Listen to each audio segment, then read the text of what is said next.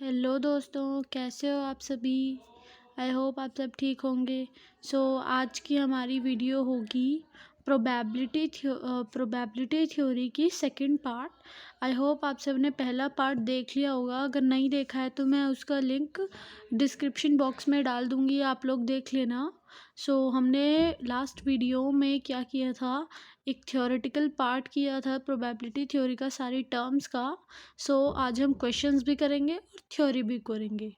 Okay, चलिए बिना किसी देरी के वीडियो को स्टार्ट करते हैं। अब हम जो मेन प्रोबेबिलिटी है जिससे हमारी शुरुआत होती है उसको स्टार्ट करने वाले हैं। तो ये थोड़े मेजर टॉपिक्स हैं, लाइक इम्पॉर्टेंट टॉपिक्स हैं, तो आपको इन्हें ध्यान से समझना है।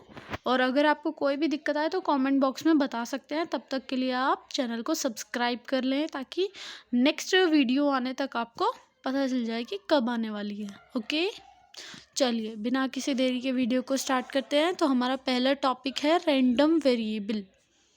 रैंडम वेरिएबल एक फंक्शन की तरह होता है जो हमें ये बताता है कि हमारी वैल्यू कहाँ तक जाने वाली है, यानी कि हमारी रेंज क्या होने वाली है और हमारा सैम्पल स्पेस क्या होगा। सपोज हमने 2 कॉइन्स टोस्ट किए, स्टार्टिंग से देखो, let 2 coins be tossed, the outcomes of which may occur as TT, TH, HT, HH and so on. Let us define the random variable x as the number of heads. अब इसमें हमें देखना है कि head कितनी बार आ सकता है, या तो एक बार भी ना आए, या एक बार आए, या दोनों बार हेड आ जाए। तो हमारी पॉसिबल आउटकम्स क्या है x के, 0, 1 and 2। So random variable x क्या है जिसके अंदर 3 वैल्यू आ सकती है, 0, 1 एंड 2। अब हम इस रैंडम वेरिएबल x के लिए प्रोबेबिलिटी फाइंड करते हैं। इस तरीके से हम रैंडम वेरिएबल को यूज़ करेंगे, इसकी एप्लीकेशन भी है और किस तरह से हम इसे प्रोबेबिलिटी में यूज़ करते हैं। नेक्स्ट है discrete and continuous random variable.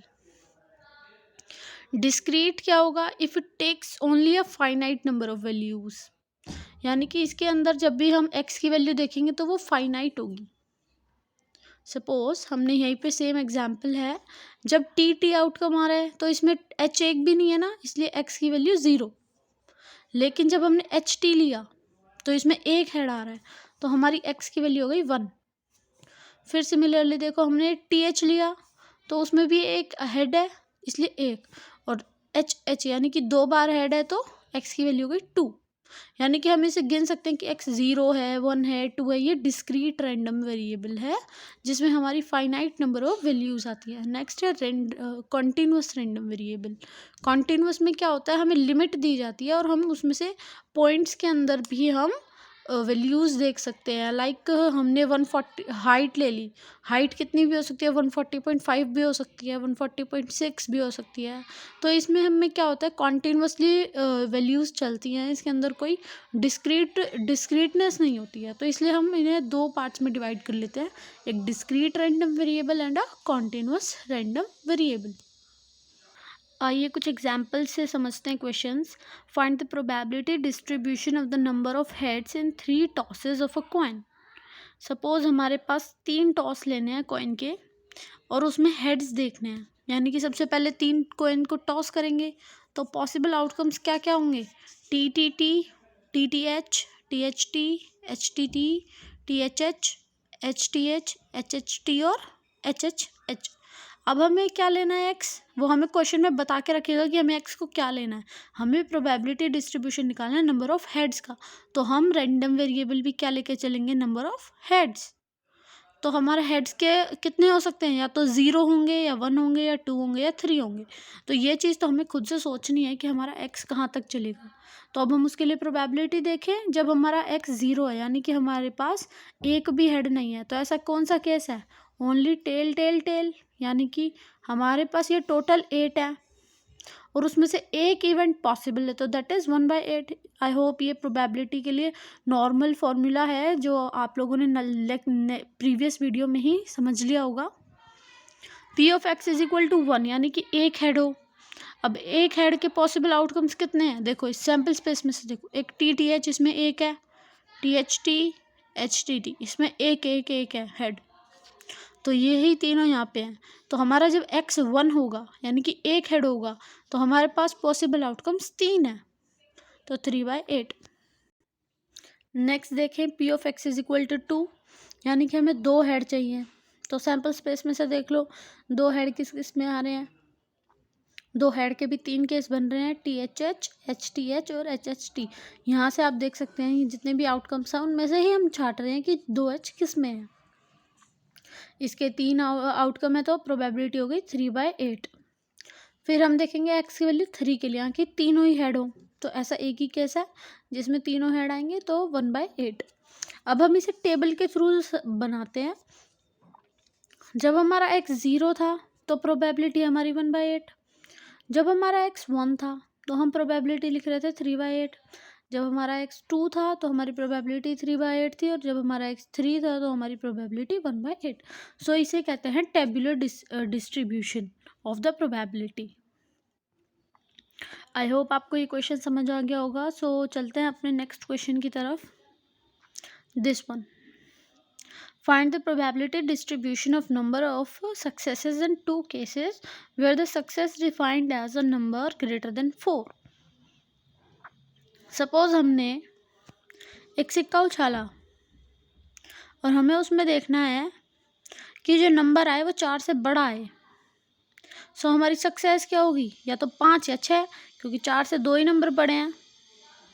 तो हमारी सक्सेस की प्रोबेबिलिटी क्या होगी, 2/6, दैट इज़ 1/3। आई होप इतना क्लियर है। नेक्स्ट पेज पर चलते हैं। और हमारी फेलियर की क्या होगी, या तो 1 आ जाए, 2 आ जाए, 3 आ जाए या 4 आ जाए।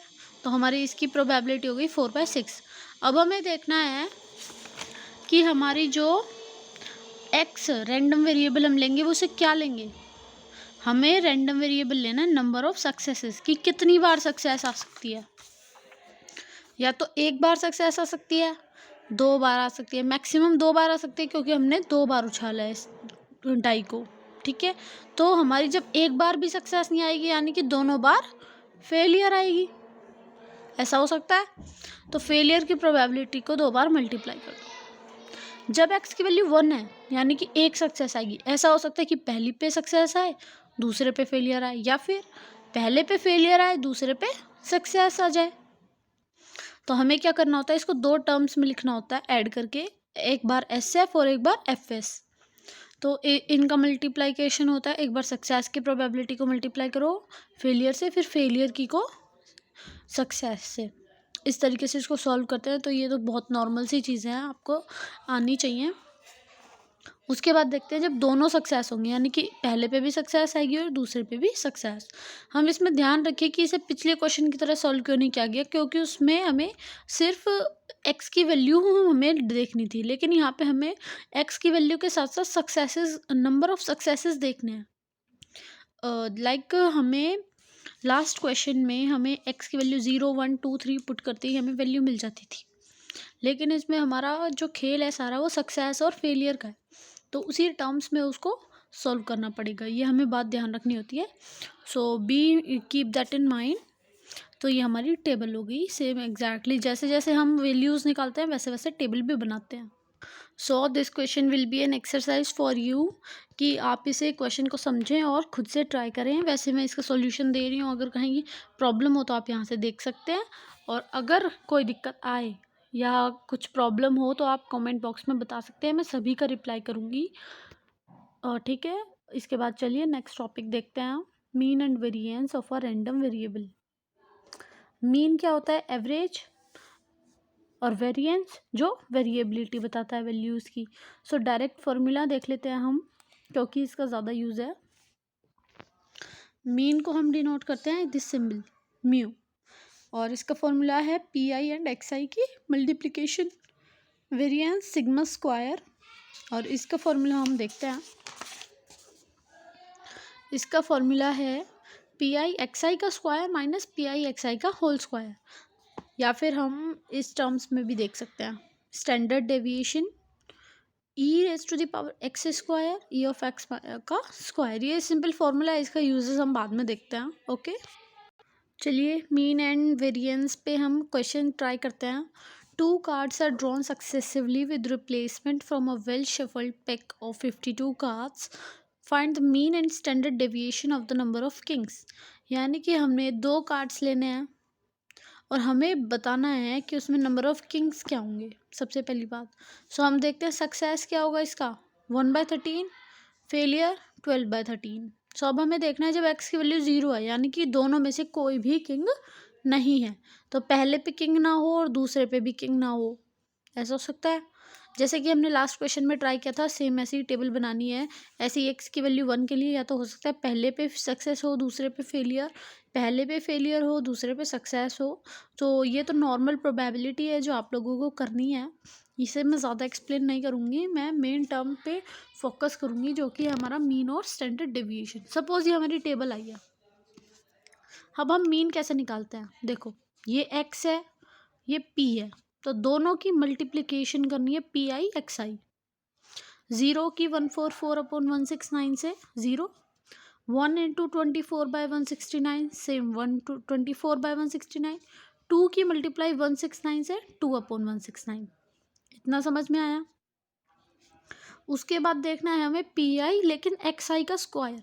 पहले एक्स आई का स्क्वायर करो, 0 का स्क्वायर 0 और 0 की मल्टीप्लाई पी आई से 0, 1 का स्क्वायर 1 और 1 की मल्टीप्लाई करो 24/69, तो सेम वैल्यू आ रही है 24/169। लेकिन यहाँ पे करो 2 का स्क्वायर 4 और 4 की मल्टीप्लाई 169 से, दैट विल बी 4/169।